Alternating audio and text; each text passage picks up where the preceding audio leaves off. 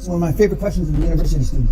Just think, kids, as I'm looking up at them, if you weren't afraid of anything. Nothing. Getting a bad grade, your parents not liking who you go out with, you want to drop out of school but you're afraid to because your dad will beat you. Just think if you weren't afraid of anything on the planet. Nothing. Where would you be? And I ask you the same thing. Steve Jobs was afraid of nothing. Warren Buffett is afraid of nothing. Bill Gates is afraid of nothing. Henry Ford was afraid of nothing. I'm afraid of nothing.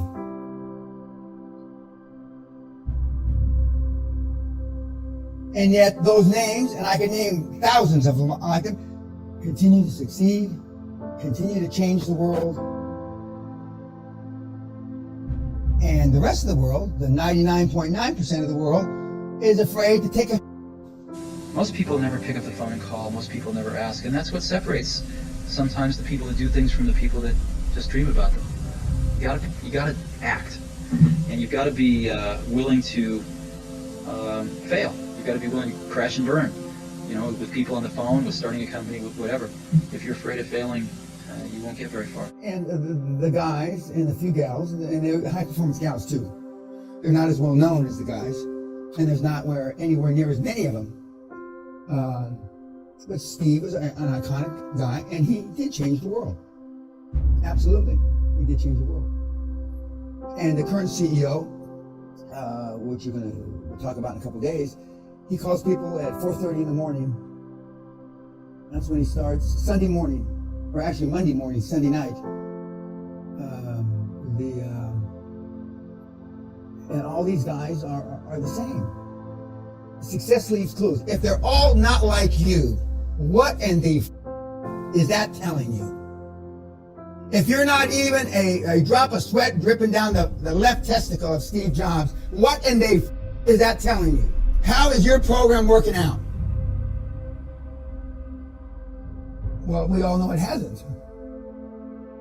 But the key is, can you now do what you know it takes to be one of those kind of persons? That's the real question. And I can see it in your eyes. You're already questioning. Well, I don't know if I can do that. I don't know if I can tell my wife, my girlfriend, well, I can't see you over the weekend, honey. I'm going to be working. I won't be here for Christmas, honey. I know the answer. You don't even have to tell me. Most of you, I can see it in your eyes. I see fear in your eyes. I can smell death in this room. There's no risk. That's why you need to do it young. That's why we started Apple. We said, we have absolutely nothing to lose. I was 20 years old at the time. Woz was 24 or 5. So we have nothing to lose. We have no families, no children, no houses. Woz had an old car. I had a Volkswagen van. All we were going to lose is our cars and the shirts off our back. We had nothing to lose, and we had everything to gain. And we figured, even if we crash and burn and lose everything, the experience will have been worth 10 times the cost. So what did we have to lose? There was no risk. And that's, I think that's a very healthy way to look at it. Some people say, well, you could have gone to college and been a lawyer. Well, you're right, but you can go to college and be a lawyer when you're 25. There's nothing that stops you from doing that. The only thing you really have in your life is time. And if you invest that time in yourself to have great experiences that are going to enrich you, then you can't possibly lose. So I always advise people, don't wait. Do something when you're young, when you have nothing to lose, and keep that in mind. And I think that's the best way. Kevin also says working 24 hours a day isn't enough anymore. You have to be willing to sacrifice everything to be successful, including your personal life, your family life, maybe more. If you think it's any less, they're wrong and they will fail. Does that sound familiar? And he only just recently came out with this in the last few months.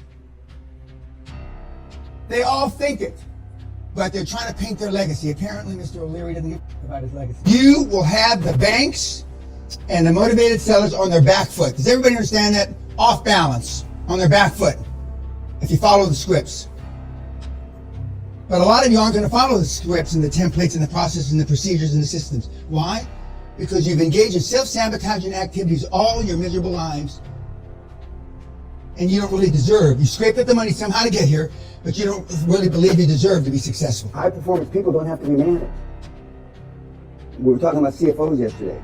You get a qualified, good CFO, you don't have to tell them what to do or her to do. They know what to do. You get, a CEO or a chief operating officer or a chief marketing officer, or they know what to do. You don't have to manage them. And I said a couple of days ago, I've never been told, or did you do this, Dan? Did you remember this?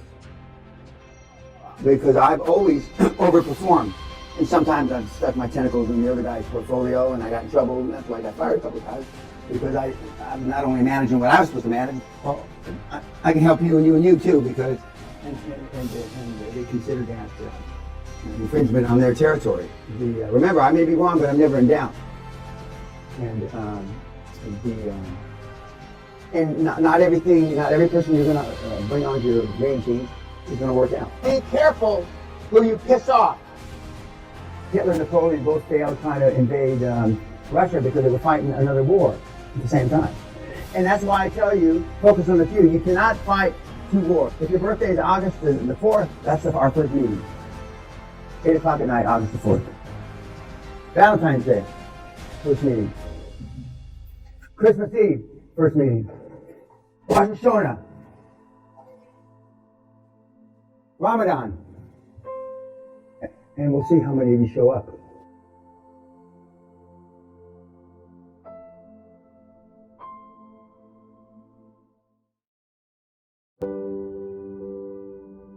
How many times have you wished you had done something but didn't, then wished you had?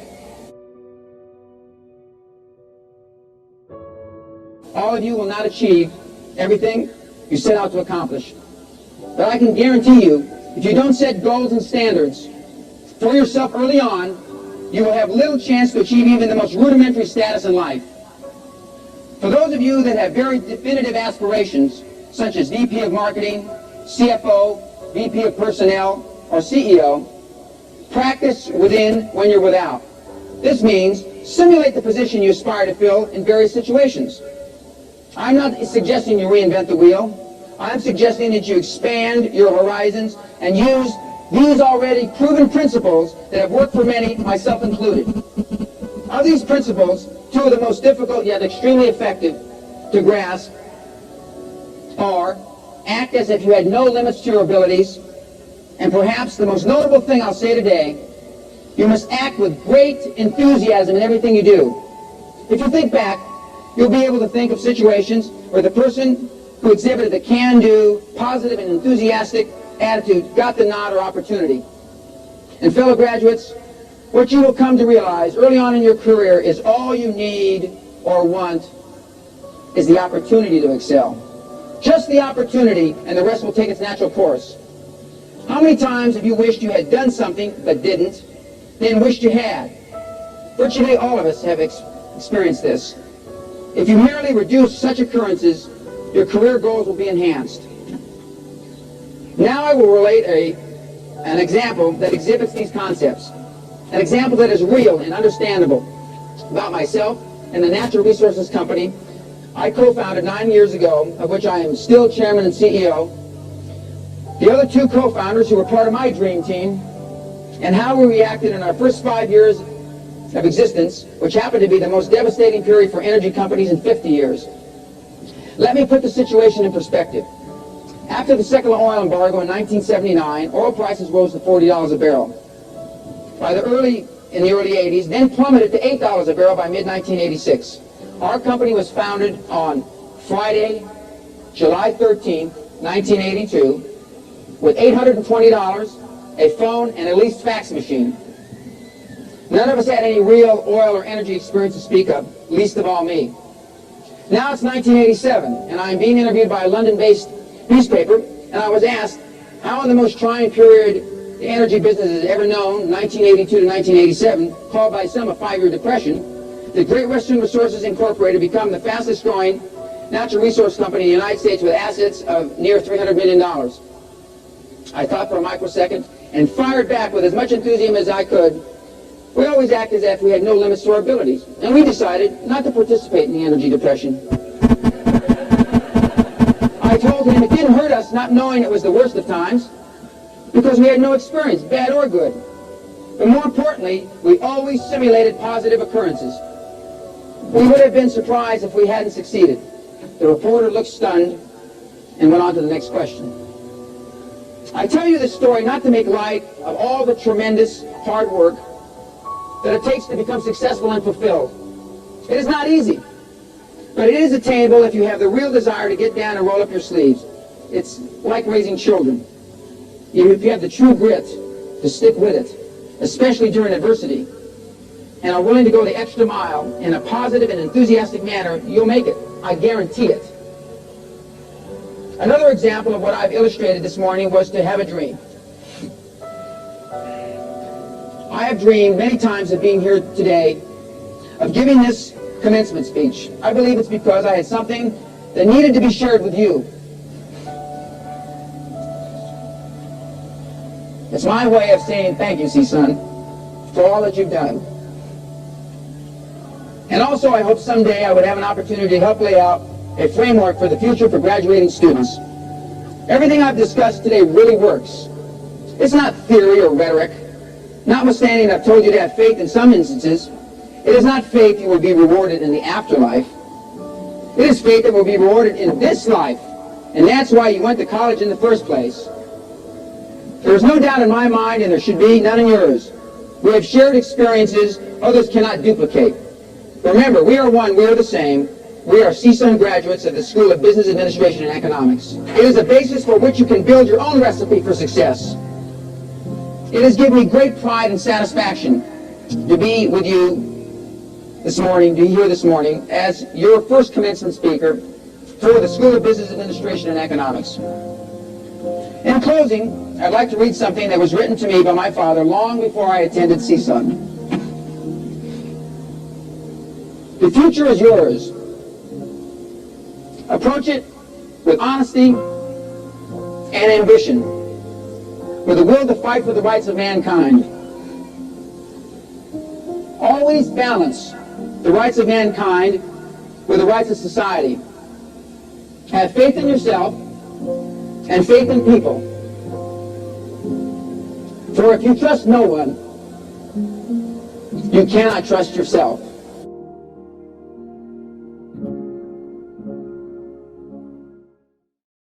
This is you. You stand around and watch all the opportunities go by. You sit there, you sit there, you sit there. Oh, maybe the next one. Maybe the next one. Maybe the next one. Oh, no, I'm tired now. Maybe the next one. Maybe the next one. And there comes somebody like me. Just jumps on the f***er and eats it. Maybe the next one, Ray. Who in this room is that male lion? Once you become fearless, life becomes limitless. The difference between me and everybody in this room is I have no fear of anything. Not physically, not mentally, not emotionally, psychologically, whatever adjective you want to use, or maybe throw in a few adverbs. I have no fear. We take too much time procrastinating. We're worried about what other people think. We're trying to fit in. And I go through a whole litany of bullshit. No, it's not bullshit, it's not true. Litany of stuff why you are where you are, because you just didn't do it. You didn't want to make a mistake. You got a mortgage. You got 2 ex-wives. You got a 15-year-old daughter who's pregnant. I go on and on and on and on. But the bottom line is, if you had 15 years ago you had just done it, 10 years ago you had just done it, 5 years ago if you had just done it, 6 months ago if you had just done it, you probably wouldn't be in the position you're in now. So I'm saying no matter what your age is, it's still time to just go out and do it. You want to take the easy way out. Because you think life is a journey. How good is a journey? You tell me. Most people in this room and most people listening on YouTube have to come to the realization, as sad as it is, that you have urinated your entire life. Very simple. That's it. If you want to create massive wealth. If you just want to be a happy, slappy housewife from Dundee, or a happy, slappy bimbo from Toronto, or a happy, slappy guy who goes to the Little League game in Mesa, Arizona, then that's okay. But if you want to create some fucking money, and money's not everything. But if you don't think money can buy happiness, you don't know where to shop. If you don't think money can buy happiness, you don't know where to shop. You can get money and then go save the world. You can get money and save the forests in Brazil. You can make money and go save global warming. And save the kids in Biafra and all that. But without money, you can't save a thing. Don't you understand? Until you make some shekels. Until you make some coin. You can't help anybody. Make two lists. One list, your goals. Intermediate, short-term, long-term goals, okay? Both in personal and business. Then you put another list together and you say who you met with from Sunday midnight till Saturday midnight for 1 week. Who you talked to or who you met with, okay? And you put the list together. Okay, let's say there's 50 people on this list. Now, you put a number by every person that you emailed, Skype, tweet, link, and which one of your goals on this other side of the paper they have anything to do with. You will be staggered, stunned. Show me your friends and I'll show you your future.